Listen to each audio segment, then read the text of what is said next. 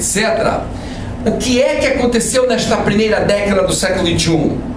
Aconteceu o seguinte: números da ONU. Maconha aumentou o consumo em 8,5%. Maconha aumentou 8,5%.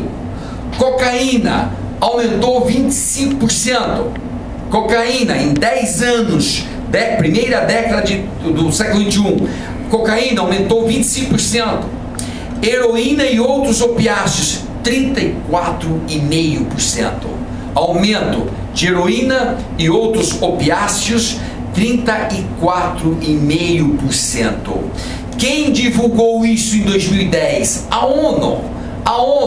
Ela mesma é que divulga tudo isso. E o México? O que aconteceu com o México nesses últimos 10, 12 anos? O México entra numa guerra civil. 40 mil pessoas mortas.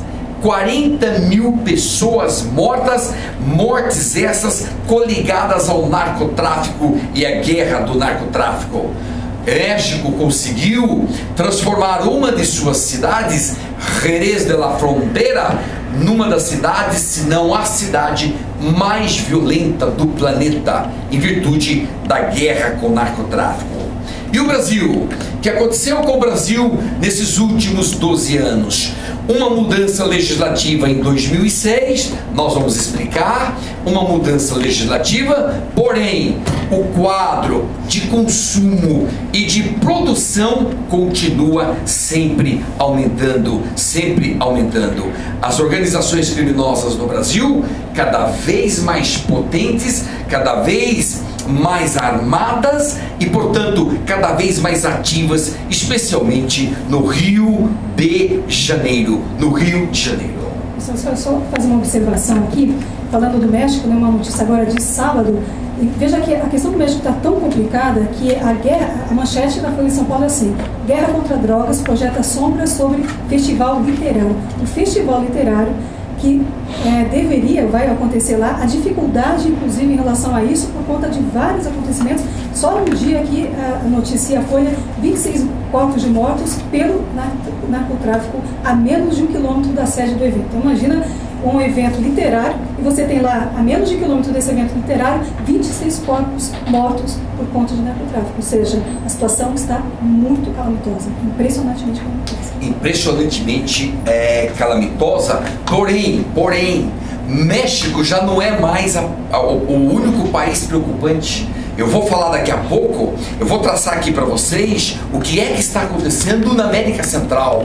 A América Central tende a ser pior do que o México, até porque, por exemplo, Honduras já tem mais assassinatos por 100 mil pessoas do que o próprio México, em virtude das drogas. Bem, para fechar esse bloco, eu encerraria da seguinte maneira: a política de dureza, guerra contra as drogas, nos anos 80, nos anos 90, essa política norte-americana fracassou. É um fracasso generalizado.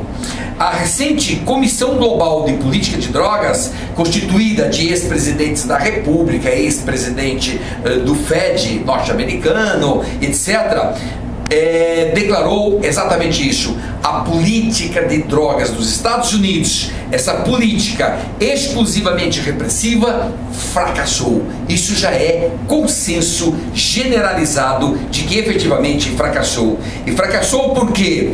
Porque é uma coisa extremamente complexa que o governo norte-americano e os demais governos estão tratando como se fosse uma coisa simples. É um tema extremamente complexo.